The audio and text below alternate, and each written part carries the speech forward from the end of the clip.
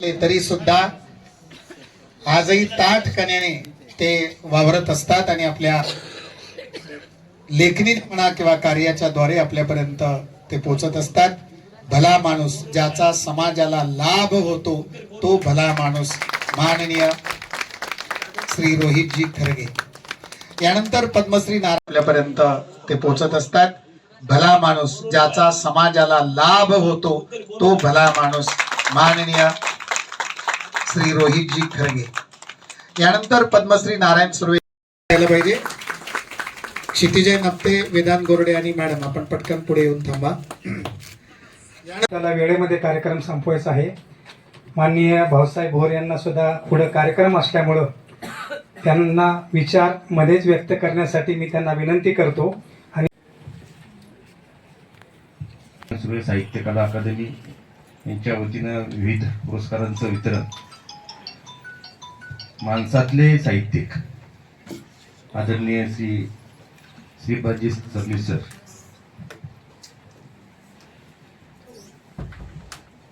आदरणीय सुदामजी बोरे साहेब, आदरणीय आमच्या भगिनी शोभाताई बंब, ज्यांना पुरस्कार प्राप्त झालेले आहेत, त्या पद्मश्री नारायण सुर्वे जीवन गौरव सन्मान आमच्या बाई आदरणीय सुरेखाजी कटरिया, मास्तरांची सावली सन्मान प्राप्त झालेल्या आमच्या भगिनी वर्षाताई भोरेताई,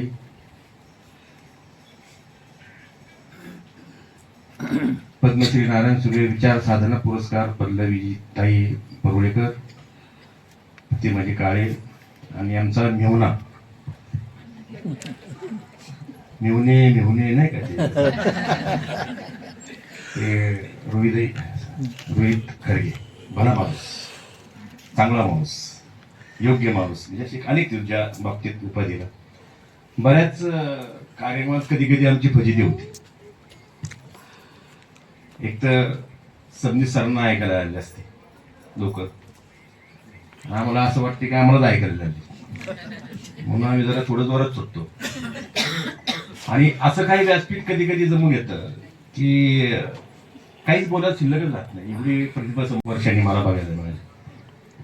आता हे सर्व सूत्र करत असताना मी एवढं जरी बोललो की काय सुंदर कार्यक्रम होता, एवढं बोलून मी माझं भाषण संपवतो तरी कार्यक्रम पूर्ण होईल. पण पुरुषोत्तम सदा फुले जे ना, हे फार म्हणजे विचित्र माणूस आहे. आपण काय कुठून, म्हणजे माझं तर इतकं त्यांनी नुकसान केलं, इतकं नुकसान केलेलं आहे की मला लहान वयात युवा यशवंतराव चव्हाण पुरस्कार दिला.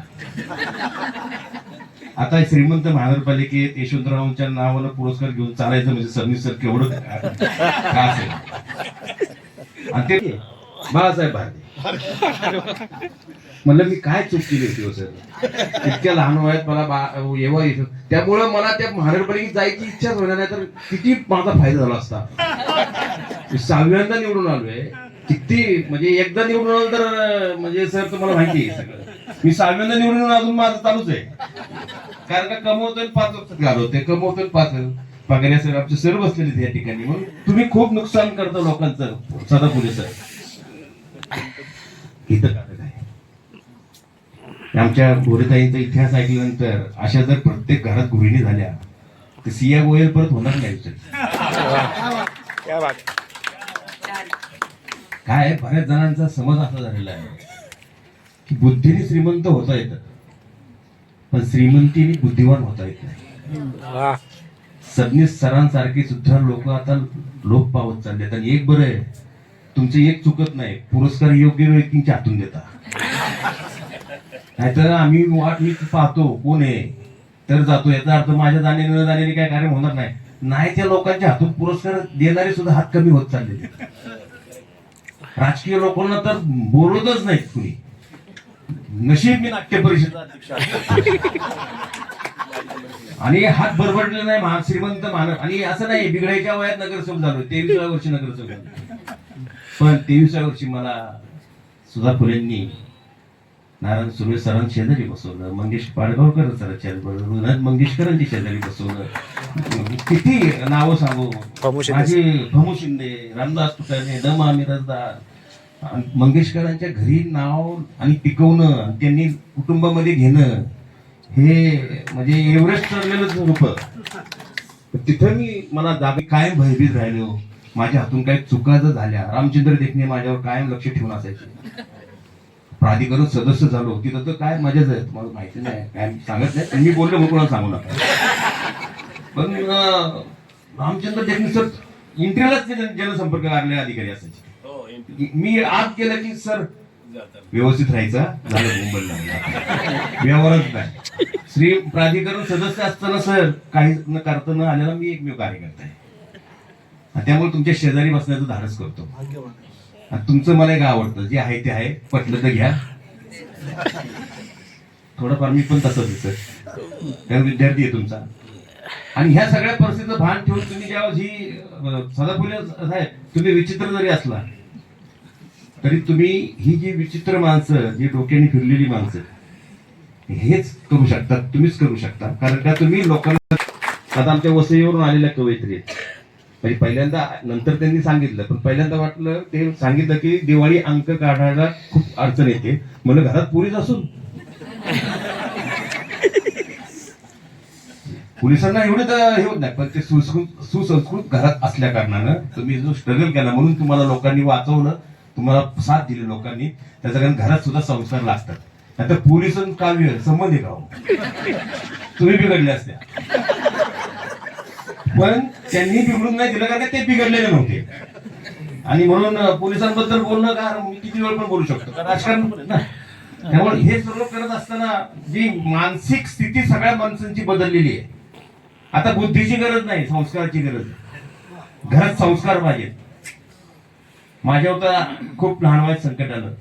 असं नाही की आता सगळं झालं आणि म्हणजे बायकोचं वय होतं ते 32-33, त्यावेळेस माझी पत्नी गेलेली, एक मुलगी ठेवली. ती मुलगी म्हणजे लेडीज पण आहे ना, जाताना काय मनस्थितीनं गेली असेल, परंतु एक अनुभव ठेवून गेली माझी मुलगी. माझा मुलगा मोठा होता, पण मुलगी 7 वर्षानंतर झाल्यानंतर आज मी जिवंत आहे, तुमच्या समोर उभा आहे, ते केवळ आणि केवळ माझ्या मुलीमुळे. मग कळलं की मग मी तिला ते आंघोळ घालण्यापासून तर तिला शाळेत सोडण्यापासून, तिच्या वेण्या घालण्यापासून मी काय उपकार केला नाही, माझी पोर होती म्हणून मी केलं.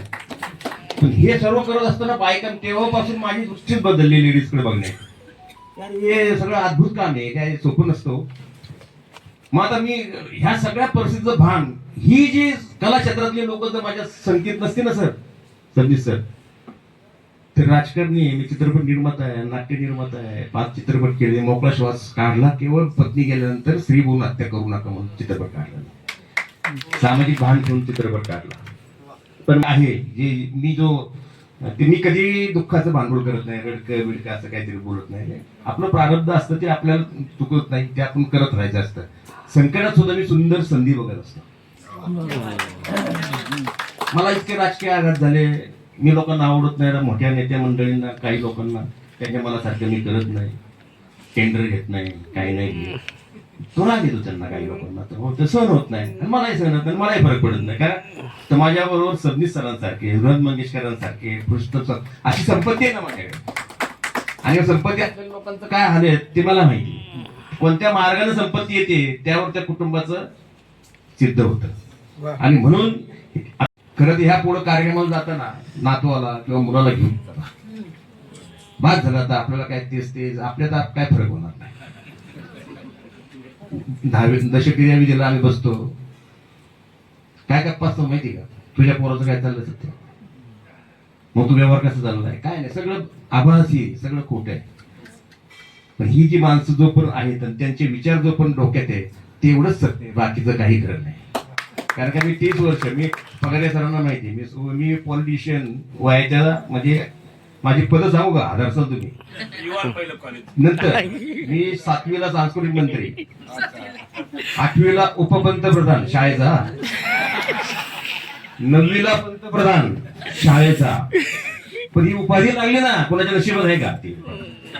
आणि मग कॉलेजला मग कॉलेजला माझं काय होतं विचारा, बिघडलेलं होतं सर समोर आहे ना, तर ते म्हणते खोटं बोलूच शकत नाही, कटरिया सर आहेत आमच्या पाठीमागे बसले.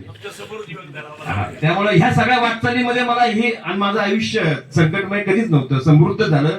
केवळ साहित्यिक विचारवंत ही लोक माझ्या आजूबाजूला होती. जाता एकच सांगतो, महाराष्ट्रामध्ये फार कमी लोक भाग्यवान असतील की नारायण सुर्वे सर हे मला पोट्टे म्हणायचे. आम्ही त्यांचा मानसपुत्र होतो.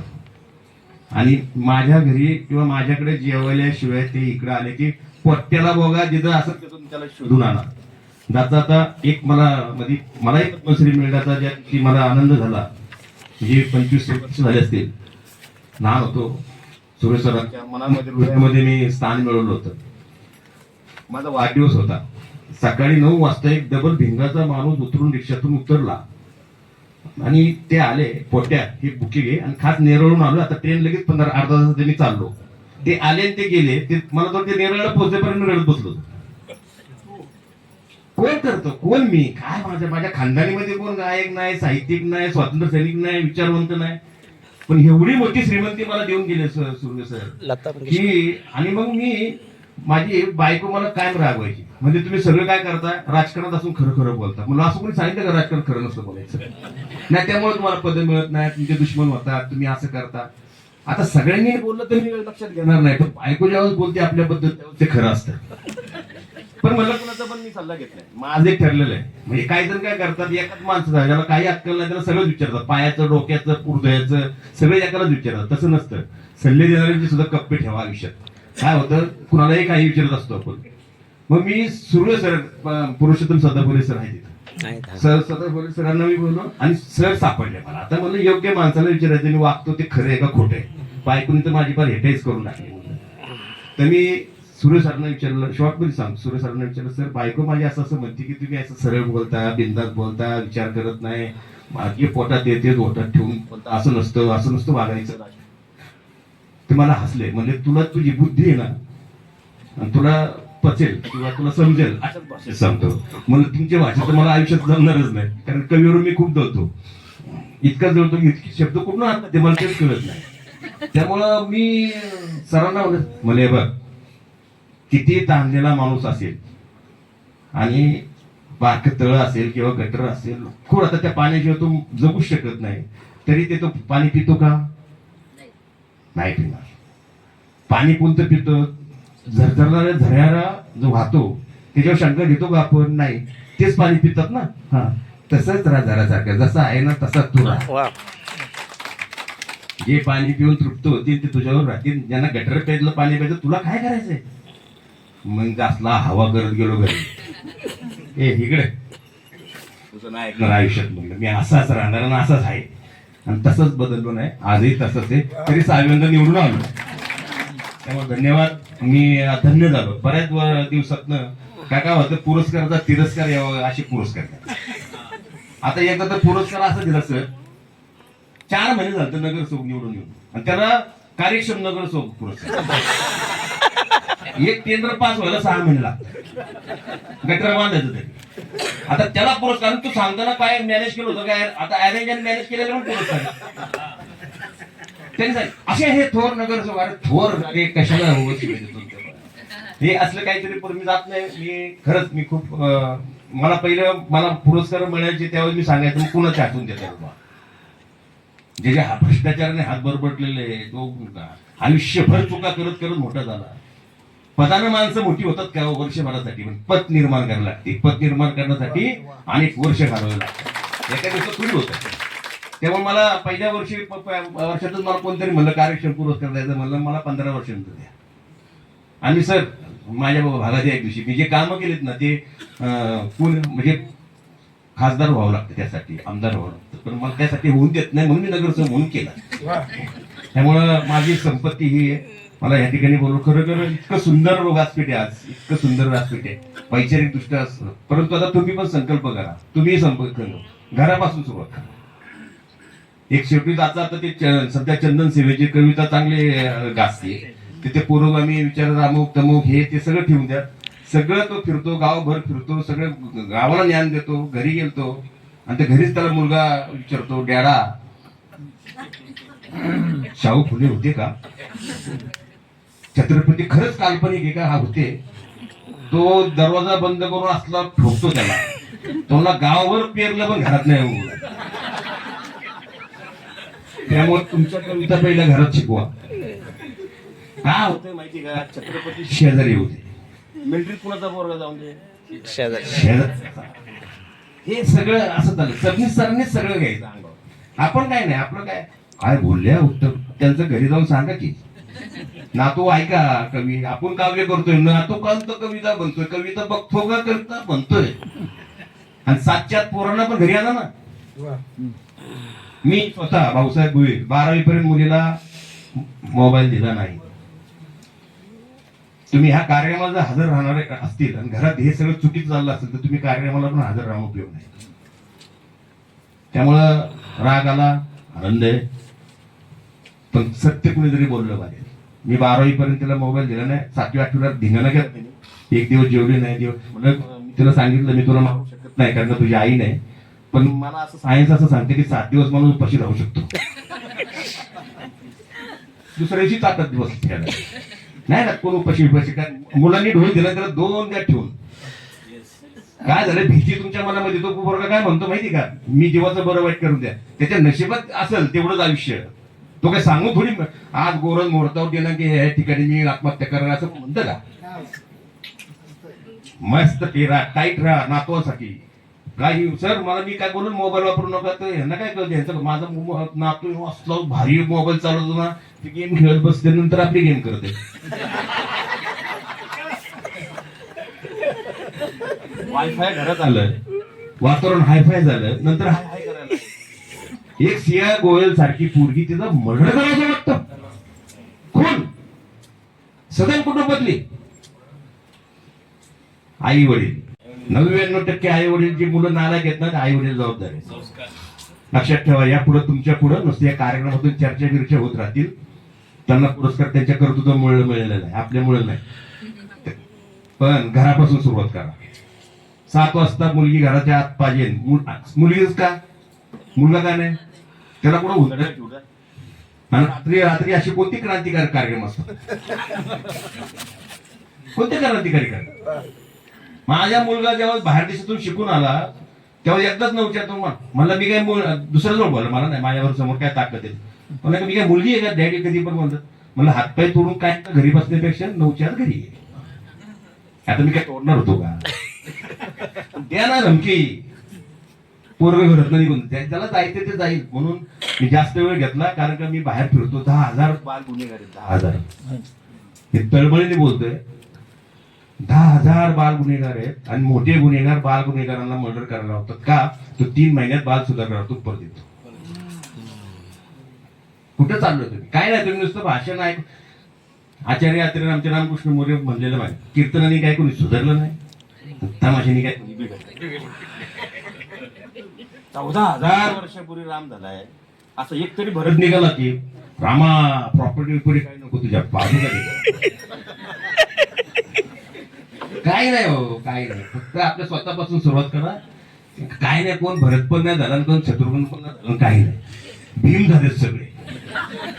आणि म्हणून ही वैचारिक ह्या कार्यक्रमाच्या माध्यमातून तुम्ही काहीतरी घेऊन जावा. मी घेतलेलं आहे, मी घेत राहणार. मी जर कोण जर मंत्री कोण आमदार असतात तर मी 5 मिनिटं पण थांबलो नसतो. पण सबनीस सर आहे, मी थांबणार. मला तर वाटतं ही शेवटची पिढी राहणार आहे. अजून 100 वर्ष म्हणजे 50 वर्ष मी आहे त्यांच्याबरोबर. त्याच्यानंतर काय खरं नाही, त्याच्यानंतर काय खरं नाही. सगळे म्हणजे बघा आता आम्हाला तर काही दिवसांनी विचारतात, येतानाच पाहुणं होऊन आलो सध्या कोणत्या पक्षात आहे असेल. अशी आमची अवस्था आहे. आमच्याकडे बघताना असे बघतात आला तिच्या. माझ्या बाबतीत नाही नशीब, कारण माझ्या बाबतीत सबनीस सर आहे, मंगेशकर, पुष्कर फुले, सदा फुले सर धन्यवाद. माझ्या वडिलांचे मित्र आहेत आणि खूप तुम्ही विचित्र जरी केलं तर ते चरित्र तुम्ही लिहून ठेवताय तुमचं स्वतः. निश्चित असेच आमच्यावर आशीर्वाद राहतात. मी माझ्या वडिलांप्रमाणे माझ्यावर आशीर्वाद दिलेले. फक्त ते मोठं नुकसान केलं ते अजून विसरलं. धन्यवाद. जय हिंद, जय महाराष्ट्र.